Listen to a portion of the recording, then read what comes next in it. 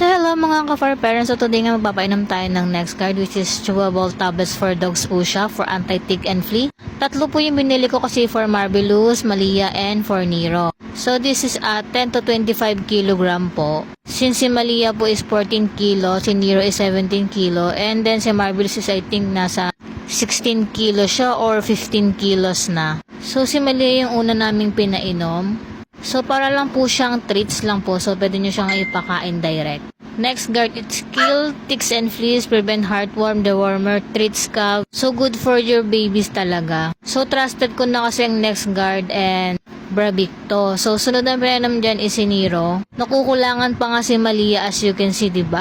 So, dapat alam nyo po yung kilo ng mga fur babies ninyo. So, dahil tag-init ngayon, kailangan talaga nila nito kasi sobrang prone sila ngayon sa mga kuto. So, iniwasan lang natin na magkaroon sila ng blood parasite katulad ng nangyari kay Nero before. So, last kong pinainom dyan is si Marvelous. So far, so good naman, nagustuhan ni Marvelous. So, wala naman ako naging problem. And, napansin ko din, nung pinainom ko sila is nawala agad yung mga kuto nila. Siguro ilang minutes din, mga namatay. Kasi kaya ako nagpainom na ngayon kasi nakita ko meron na silang mga kuto. Dahil nga po tag-init ngayon. So, para ma-prevent, painumin nyo po agad yung mga fur babies. So, yun lang. Bye!